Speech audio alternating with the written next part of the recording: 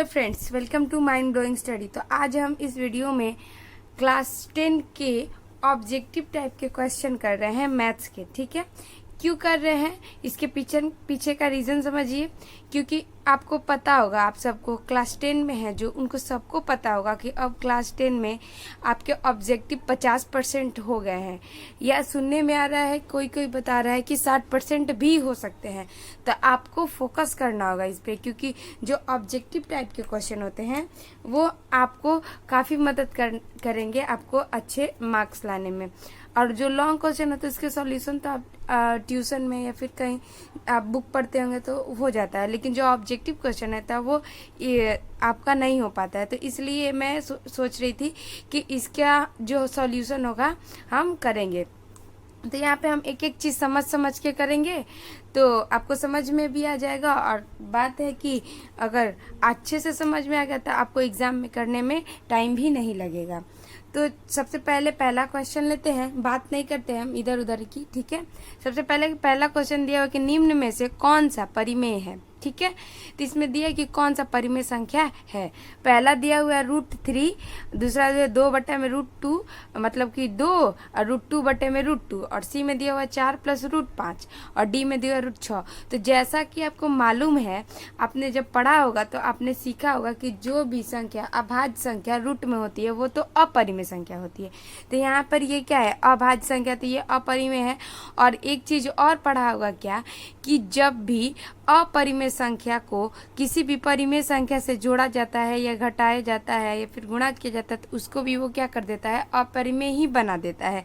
तो यहाँ पर तो पहले ये है √3, ये तो सीधे ही अपरिमेय है, तो ये तो हमारा ऑप्शन नहीं होगा।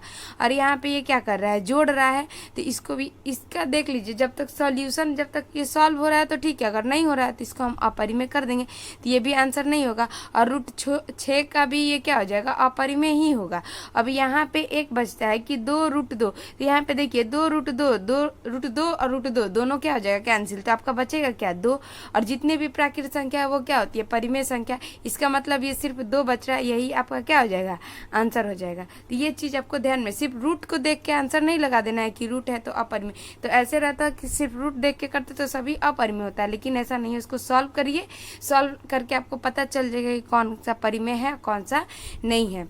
ठीक है, नेक्स्ट क्वेश्चन पे आते हैं। करें कि घात 1 वाले बहुपद कहलाते हैं। तो घात 1 वाले, इससे हम सभी चीज़ें को क्या करते हैं समझ लेते हैं। यहाँ पे दिया हुआ ऑप्शन ए में द्विघात बहुपद। तो घात 1 वाले पे बाद में आते हैं, सबसे पहले ये समझते हैं द्विघात क्या किसे कहते हैं। तो जिस बहुपद का अधिकतम घात कितना होता है, 2 होता है, वो क्या कहलाता है, द्विघात। तो ये एक घात तो नहीं है, इसका अधिकतम घात कितना है, 2 है, तो ये द्विघात नहीं हो सकता। त्रिघात किसे कहते हैं, जिस बहुपद का अधिकतम घात कितना होता है, 3, तो वो क्या कहलाता है, त्रिघात बहुपद। और रैखिक बहुपद किसको कहते हैं, जिस घात का बहुपद 1 होता है, जिस बहुपद का घात 1 होता है उसको क्या कहते हैं, रैखिक बहुपद। और जो बहुपद है ही नहीं तो उसका तो बात ही नहीं है। ठीक है, तो ये ऑप्शन नहीं हो सकता, ये नहीं हो सकता। और जिस बहुपद का घात 1 होता है वो क्या कहलाता है, रैखिक बहुपद। उसी तरीके से अगर आपको दे दिया जाए एग्जाम में कि घात 2 वाले बहुपद को क्या कहेंगे, तो द्विघात बहुपद, 3 वाले को त्रिघात बहुपद, 1 वाले को रैखिक बहुपद। ठीक है, नेक्स्ट पे आते हैं हम। आगे क्या दिया हुआ क्वेश्चन, त्रिघात बहुपद का व्यापक रूप क्या है। तो त्रिघात बहुपद का व्यापक रूप पूछ रहे ना, तो त्रिघात बहुपद का व्यापक रूप क्या हो सकता है। तो द्विघात में तो आपने पढ़ा था, तो इसमें क्या होता है कि बहुपद का अधिकतम घात कितना होना चाहिए, 3 होना चाहिए। उसके बाद जो है वो ठीक है, अधिकतम घात कितना होना चाहिए, 3। यहाँ पे देखिए ये बहुपद में अधिकतम घात कितना है, इसका घात 2 है, इसका घात 1 है, इसका तो 0 है, तो ये तो हो नहीं सकता क्योंकि अधिकतम घात इसका 2 नहीं, इसका अधिकतम घात यहाँ पे तो 3 है लेकिन यहाँ पे 4 भी है, तो इसको तो 3 घात वाला नहीं कह सकते क्योंकि सबसे जो बड़ा होता है वही उसके नाम से जाना जाता है, तो ये नहीं हो सकता है। यहाँ पे देखिए इसका बहुपद का घात 3 है, इसका 2 है, इसका 1 है और इसका तो है ही नहीं, तो इसका मतलब इसका अधिकतम कितना है, तो 3 है। और यहाँ पे देखिए इसमें 2 है, इसमें भी 2 है, तो ये भी नहीं हो सकता, तो ये भी कैंसिल हो गया, ये भी कैंसिल हो गया। इसमें अधिकतम घात 3 है, तो यही वाला आपका क्या हो जाएगा, आंसर हो जाएगा। देख रहे हैं कितना सिंपल क्वेश्चन है। ये हम अभी क्या कर रहे हैं, प्रीवियस ईयर का क्वेश्चन कर रहे हैं। जब हमारा मॉडल पेपर का क्वेश्चन आ जाएगा, एग्जाम के पहले का जो आता है वो चीज़ हम करेंगे। ठीक है, लेकिन अभी फिलहाल में हम क्या कर रहे हैं, प्रीवियस ईयर ही लगा रहे हैं। आगे समझते हैं। अगला क्वेश्चन में दिया हुआ है कि यदि साइन ए बराबर, ठीक है, साइन ए बराबर 3/4 हो तो कॉस ए का मान क्या होगा। तो साइन ए, तो यहाँ पे हम क्या करते हैं, सॉल्व करते हैं। यहाँ पे देखिए, सबसे पहले देखिए साइन थीटा बराबर क्या होता है। तो आप बोलेंगे कि साइन थीटा बराबर क्या होता है, लंब बटा में आधार, यानी कि लंब यानी कि परपेंडिकुलर बटे में हाइपोटेनियस, ठीक है। तो क्या होता है, तो ये दिया हुआ है 3/4। अब इसका हमें तो क्या करना पड़ेगा, बेस निकालना पड़ेगा, क्योंकि इसमें पूछा क्या है, कॉस ए।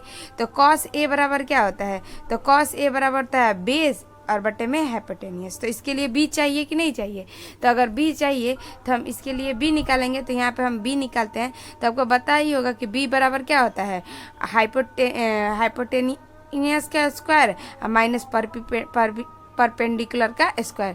तो हाइपोटेनियस कितना है, तो 4 का स्क्वायर माइनस 3 का स्क्वायर, ऐसे करेंगे तो ये कितना हो जाएगा, 16 और -9। तो 16 और -9 करेंगे तो ये कितना आ जाएगा, √7, ठीक है। तो यहाँ पे बेस कितना आ गया, √7। तो अब देखिए कॉस ए बराबर क्या होगा, तो कॉस ए बराबर आप बोलेंगे कि बी कितना था इसका, तो अभी आप बोलेंगे कि इसका बी कितना है, तो बी इसका है आ गया √7 और एज कितना है, तो 4 है। तो √7 बटे में 4 कहीं ऑप्शन में है, तो ये ऑप्शन नहीं हो सकता, ये नहीं हो सकता, ये नहीं हो सकता, और यहाँ पे √7 बटे में 4, यही आपका क्या हो जाएगा, आंसर हो जाएगा, ठीक है। 5वें नंबर क्वेश्चन पे आते हैं। 5 नंबर का क्वेश्चन दिया है कि tan A बराबर होगा। तो आपने जब फॉर्मूला पढ़ा होगा तो आप देखे होंगे कि tan A किसके बराबर होगा। तो tan का संबंध किससे होता है, cot से। जैसे साइन का संबंध किससे होता है, cos से। सेक का संबंध होता है कोसेक से। तो tan का संबंध किससे होता है, कॉट से होता है। तो कॉट से होता है तो इसका मतलब tan A बराबर क्या होगा, कॉट 90 माइनस का A, यही इसका क्या हो जाएगा, आंसर हो जाएगा। तो ये 5 क्वेश्चन हमारे क्या हो गए, कंप्लीट हो गए। हम लोग 5 क्वेश्चन कर लिए। 6ठे क्वेश्चन को पढ़ते हैं। कह रहे कि किसी बिंदु की एक्स अक्ष से दूरी उस बिंदु की कहलाती है। तो उस बिंदु की क्या कहलाती है, एक्स अक्ष से दूरी उस बिंदु की क्या कहलाती है, कोटि, ठीक है। याद रखिएगा। क्या निम्नलिखित में से कौन वृत्त के क्षेत्रफल का सूत्र है। तो वृत्त का क्षेत्रफल आपको याद है, तो आपने इजीली मार लेना है। क्या होता है, πr²। वृत्त का क्षेत्रफल πr²। वृत्त की परिधि 2πr, ठीक है।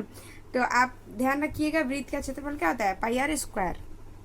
आगे संचयी परम्परता का वक्र क्या कहलाता है। तो जो संचयी परम्परता होता है उसका वक्र क्या कहलाता है, तो त्वरण कहलाता है। आगे समझते हैं। यूक्लिड विभाजन एल्गोरिथम 2 धनात्मक पूर्णांकों को निम्न में से किसे परिकलित करने की तकनीक है। तो एल्गोरिथम, यूक्लिड विभाजन एल्गोरिथम आपने पढ़ा होगा, तो वो क्या निकालने का तकनीक है, तो वो मौसन निकालने का तकनीक होता है, ठीक है। तो ये याद रखिएगा। आगे दिया हुआ है tan 45 डिग्री का मान कितना होता है। तो ये वाला मान आपको क्या करना होगा, याद रखना होगा हमेशा, क्योंकि जो साइन का मान पूछ देता है डायरेक्टली, 1 नंबर में क्वेश्चन देता है साइन का मान, कॉस का मान, 90 डिग्री 45 जो भी है। तो यहाँ पे क्या दिया हुआ है, tan 45 का मान। तो tan 45 का मान कितना होता है, तो 1 होता है। tan 45 का मान कितना होता है, 1 होता है। तो ये चीज आप क्या करेंगे, ध्यान में रखेंगे, ठीक है। तो हम 10 ही क्वेश्चन करते हैं। अब नेक्स्ट वीडियो में अगर आपको अच्छा लगा तो आप हमें बताएंगे, तो हम नेक्स्ट वीडियो भी आगे इसी तरीके से लाते रहेंगे। थैंक यू सो मच यहाँ तक वीडियो देखने के लिए।